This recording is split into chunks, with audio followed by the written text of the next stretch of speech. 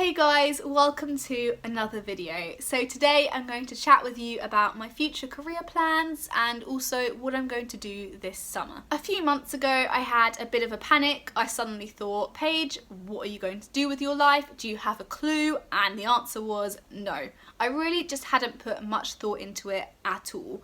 And I had a meeting with my director of studies at university and they were like, Paige, what are you going to do next summer? And I don't think they were looking for the answer that I was just going to go on holiday and chill out. So I was like, well, I suppose I might do a summer internship. That is what everyone else seems to do.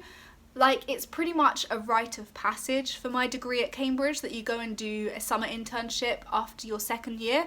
And I think it's actually pretty common across universities around the country that you go and do an internship after your second year of university or even after your third year if you're doing a 4-year degree. So I thought, better follow the crowd, better keep up with everyone else and make sure that I'm actually making competitive applications when it comes to graduate jobs. So I was like, yeah, I'm going to go and get an internship. It sounds like a good idea.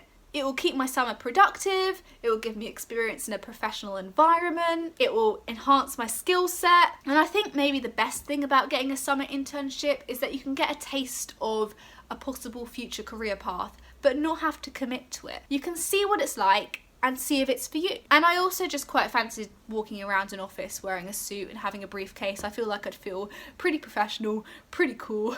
The thought appeals to me. I'm sure it will wear off within 2 days of doing that, but...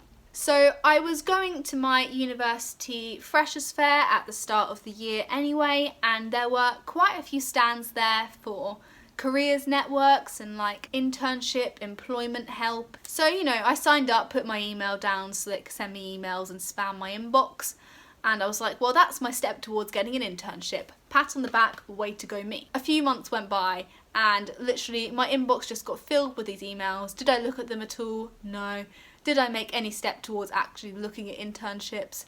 No. It got to the end of term and suddenly I was like, actually, I need to get my arse into gear. So I went to a few university careers events that were run by my university career service. They had separate ones for careers in STEM and careers in mathematics. I don't know, I felt quite intimidated at first. Like, I walked in to all these stands with all these different companies there and I was like, I'm just a student, like, what can I offer these companies? The thought of going into the working world is kind of a scary thought. But I'd actually say once I got into the swing of it, I was actually talking to representatives from these companies at their stands. It just gave me a bit of an idea of the sorts of careers on offer to me and what I could do with my degree. I came out of my first term at uni with two kind of ideas in my mind of what I might want to do in the future.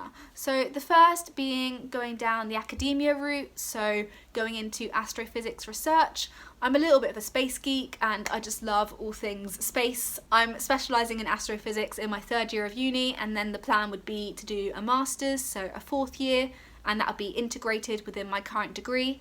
And then I'd apply for a PhD in astrophysics, and then after that I'd hopefully get research posts in astrophysics. And if I did want to go down that route, I'd be looking at getting a research internship for the summer. And essentially it's 8 weeks, you'll get given a project and a supervisor and a taste of what life in research is like. The second idea I came up with was to become an actuary. So actuaries use stats and modelling to assess risk. And I thought, hey, I could use my numerical skills, that's a strength of mine, and there's a lot of client-facing stuff, which I'd enjoy. I don't want to be just stuck behind a desk. I want to be interacting with people in my job. There's tons of international opportunities with it. You can work in all sorts of places around the world. And for that route, I'd obviously be looking at getting an actuarial internship. Because the research internships are mostly run by universities, I went through a few different university websites to find what internships they had on offer for the summer and found that all the applications weren't open until like January, February this year, and this was like before Christmas last year. So I was like, okay, we'll put that off for now. So I actually found most of the actuarial internships that I applied for through Bright Network, which is one of the careers networks that I signed up for at my university freshers fair. I'd highly recommend this service. I was actually really impressed by it. This is not sponsored, they're not paying me to say this at all. Their website was so easy to navigate. They had all these actuarial internships I could apply for in one place. It was really easy to understand. I was like, hey, applications to internships made easy. They also have a careers advice section on their website. They run regular events, and they are literally for students, like for graduate employment, for summer internships. That is what they are all about. I'll definitely be using them if I ever need to apply for an internship or a graduate job again. At this point, I was starting to realise that the internships were all quite competitive, and yeah, I definitely say if you are wanting to apply for internships, you've got to be prepared to put some time into them and put some real effort into them, because there's other people really gunning for those spots, and yeah, you need to make some strong applications. The next step in the process was building my CV, since all the internships I was applying for required a CV, and I actually didn't have an up-to-date CV at all. Like, I was literally starting from scratch. Now, I know a lot of students might think, oh hey, I don't have anything I can write on my CV, like I've got no work experience, I haven't done anything. But actually, you'll probably find there's a lot of things you do at university that demonstrate skills and make you quite employable. For example, I mentioned my involvement with my college boat club because I felt that was demonstrating teamwork and communication with others. I mentioned an engineering scheme I did while at sixth form. Also, Bright Network have a CV template which is really useful, and I also used the CV templates given to me by my university careers service. Eventually it got to January and it was time to start putting in my applications for all the actuarial internships. I applied for 5 different internships. They were at Willis Towers Watson, Aon, Zurich, LCP and Mercer. When applying for internships and choosing companies to apply for, it's really important to do a little research into them, read up about them, and make sure that you think the company is the right fit for you. And yeah, at later stages in the application, they will be making sure that you have a genuine interest in the opportunity they have available. So they're expecting you to know a bit about the company and why you think you'd be an asset to their team. Each company had an online form that I had to fill out for my applications. They had a lot of sections where you had to put 200 to 300 word answers to why do you want to work for us, what made you choose the actuarial path, just a lot of questions asking what your motivation is. It was almost like interview questions, but you just had to type out a brief response. At the time of filling out these online forms, it was mid-term while I was at university, so it was quite stressful because it was so time consuming having to put all these applications in and keep up with my university work at the same time, but I think it's worthwhile. It just required some good time management skills, which ironically is what a lot of the companies are looking for. Good time management. After submitting all my initial applications, I heard back from the companies a few weeks later. Pretty much all of them asked me to do an online test. They were testing your numerical skills and written skills. You get like 10 minutes to do some sort of multiple choice question online thing. You do get the chance to do a few practice rounds before you actually do the real test, so that's helpful. Some of the online tests were actually really fun. There was this chat room one. You got these fake emails sent through to you and your computer literally looked like an email inbox, and you had to like choose what to reply to different people in the company, and it felt like I was actually in an office. It was really quite fun. If you pass the online testing stage, all the companies took me through to digital interviews. This involved having a webcam and them asking you pre-recorded interview questions. I was like, this is what I can do. This is my strength, talking to a camera. I do this all the time. And yeah, it was okay. I definitely got better at these online interviews as I went along. Normally they ask you the question, you get like 30 seconds or something to prepare, and then they're recording you and you have to answer for 2 or 3 minutes, and then you kind of click stop when you've finished answering. I suppose this sort of thing varies from company to company. Some companies will do phone interviews and have an actual person talking to you, or you might have a Skype interview and have an actual person talking to you. But I think these pre-recorded interviews are becoming more and more of a thing these days, and nothing to worry about really. They were pretty relaxed, pretty chill. In preparation for them, I just made sure I read up about the company and about the position I was applying for, and I had a few examples of why I was suited to the position and what skills I had. So all these companies run assessment centres, which is the next stage after the digital interview, and they'll invite their favourite applicants to a day-long assessment centre, and you'll take part in team activities and one-to-one interviews and case study exercises. So the first company I heard back from after my digital interviews was Willis Towers Watson, and they invited me to their assessment centre. Slight snag was that the assessment centre was right in the middle of my university term. I had lectures, I had labs, I had supervisions that day, and I was like, I literally can't take a day out of university. So I emailed them and was like, I'm sorry, I can't make this assessment centre, but I'm really keen. Is there any way I can come in at another time? Or will there be another assessment centre that I can attend? But actually, I'm going to jump now to past Paige, who's going to talk to you about what happened with my Willis Towers Watson application after I emailed and said I couldn't make it to the assessment centre. So yeah. Past Paige, take it away. So I've just got some good news as well. I've just got an email that I've got an interview for an internship that I really want, that I've applied for. It's this actuarial one. Basically, I got invited to the assessment centre. I replied saying that I wasn't available for the assessment centre because Cambridge terms are so intense that I literally just could not afford to leave Cambridge. And the assessment centre was held in Reigate, which is like below London. It would have been a nightmare getting there. So I emailed back and said, I can't make it, but I'm available these days, and like I'm really keen about this internship, and like I just didn't want to have to, after all the time I spent on my application, to have to like give it up then.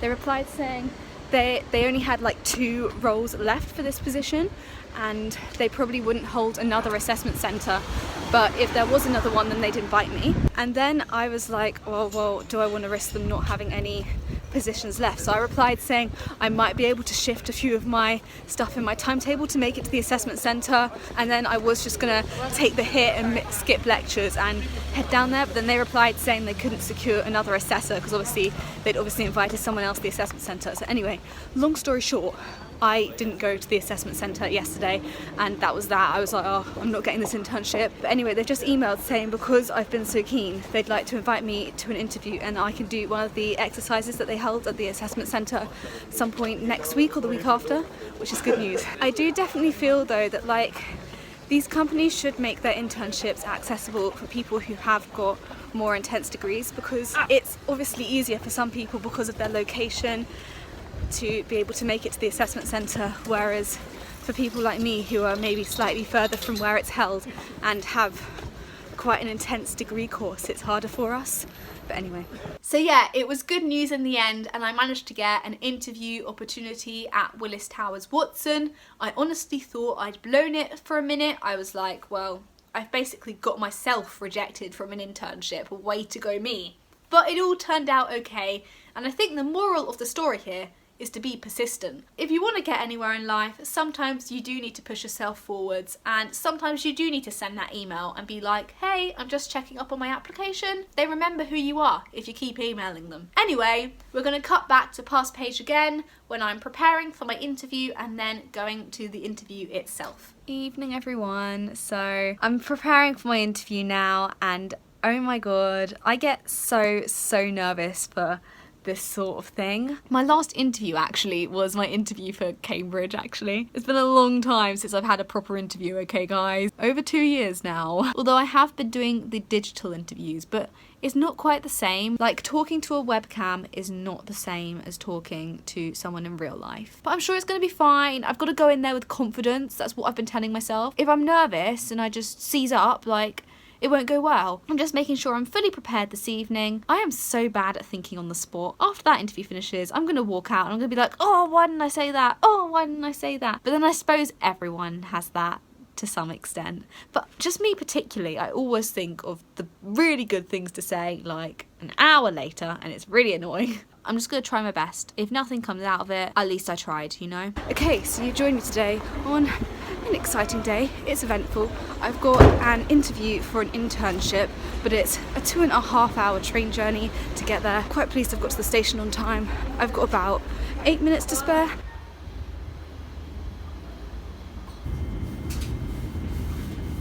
I've made it to outside the company's office and I'm absolutely bricking it. I've read over stuff on the train, like things that I might want to mention, like reviewing my examples for stuff they'll ask me in the competency interview, like tell me a time when. And like I need examples of like working in a team, showing my communication skills, implementing changes, you know, that sort of thing. I've refreshed my knowledge of the industry. I'm just gonna like be myself, go in there, relax, take a deep breath. The more relaxed I am, the better it will be. I'm feeling quite professional, apart from the fact that I've got my big fluffy rucksack on, and it's the one that's got eyes on it, which is not that professional, but also like I've been travelling with my work. I was working on the train and I've got all my stuff in there, and I've only got this rucksack, so I couldn't really bring, I don't have a briefcase or anything. I'm a student, they'll understand. Now I've got to figure out where reception is. I'm actually early, I'm about 15 minutes early-ish. Should be okay. It's a nice fun trip out, right? Woo! Oh, I've just got out. Oh my god. Oh my god. Like the interview part was okay, but then I had to do this case study thing and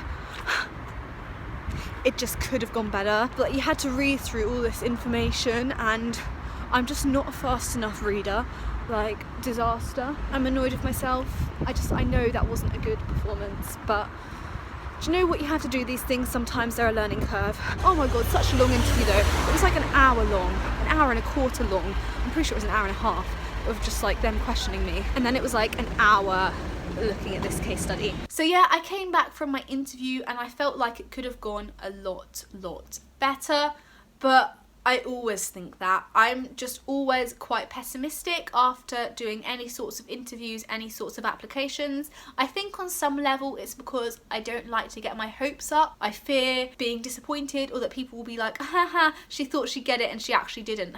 Joke's on her. It's so irrational, but I think that's why I kind of do just make myself believe that it actually went bad and I'm definitely not going to get this opportunity. Although, to be honest, I think there is always that part of me inside that always has a little bit of hope. Even if on the outside I'm telling everyone, oh, there's no way I'm gonna get it. Can anyone else relate? Like, I don't want other people to know that I've got my hopes up because I don't want them to know I'm disappointed afterwards. But anyway, obviously I felt like this interview went bad, and so that was actually what spurred me on to start applying for research internships. I was like, I need to be doing something this summer, so I was like, well, let's get applying for the research internships, because the applications for those had finally opened. So I ended up putting in applications, or I planned to put in applications at least, to Oxford, Cardiff and Queen's University Belfast for research internships. I actually only sent in one of those in the end. All of them required a CV, a cover letter and a reference from my director of studies. I spent a bit of time putting them together, but not a lot of time,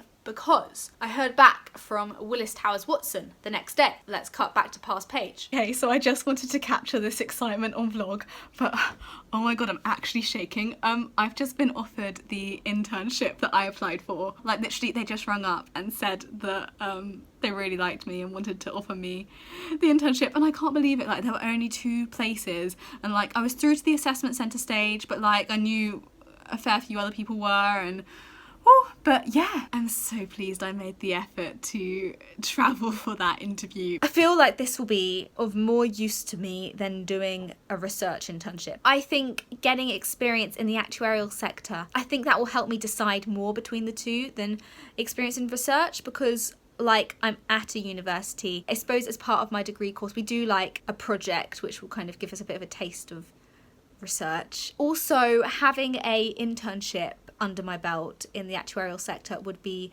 really useful when trying to secure graduate placements and then train properly as an actuary, whereas I'm not sure how useful a research internship is when trying to get a place and apply for funding for a PhD. Like, I'm not sure, I mean, I haven't looked into that at all, so I might be completely wrong, but I feel like a research internship it doesn't have a lot of sway with that. So yeah, Willis Towers Watson rung me up and offered me the internship, and I was genuinely shocked. I had genuinely convinced myself that I wasn't going to get it, but I'm so happy that I did. I just want to say now that I'm not bragging at all about getting this internship. I genuinely am just really pleased I've got it and quite shocked and excited. I feel like I put a lot of time and effort into my applications, so yeah. And as I was saying, I think actually the actuarial internship is a better option for me this summer than the research internship. I think it will give me a clearer idea of which of the two routes that I want to go down. So this internship is going to be for 8 weeks this summer after I finished my second year of university. I literally go straight into the internship once term is over. I have a few weeks after exams for partying and then it's back to work. I'll be like working in small teams. They give you quite early responsibility. They assign you projects and clients, and you'll work on delivering actuarial and analytical solutions to them. It should be interesting. I'll be able to see exactly what the life of an actuary is like and if it's for me. So as for the other applications I made, Zurich came back to me and were like, you passed the digital interview stage, but I haven't heard from them since, so I'm guessing that means I didn't make it to their assessment centre. Aon came back to me and invited me to their assessment centre, which again was during university term time, so I was like, well, I can't make that. And finally LCP. I still haven't heard back from LCP. I'm not even sure I did online tests for LCP. And then I obviously withdrew my application for the research internship that I did apply for. Yeah, I feel happier now about my plans for the future. I feel like I've really put some thought into it. I'm taking some time this summer to take a step towards possible future plans. I hope you guys have found this interesting. Please give the video a like if you enjoyed it and subscribe to see more videos from me. Also follow me on Instagram. It's @_Paige_Y and a link will be in the description. And I'm going to link Bright Network in the description as well because I'm literally so impressed with their service. And yeah, if you are applying for internships or graduate jobs, then I'd highly recommend checking them out. Last thing to mention is that this evening, so that's Friday the 29th of March, I'm going to be going live on this channel. We're just going to be chatting about exam season and revision and all that jazz. Be there at 7 PM this evening and see you soon with another video. Bye!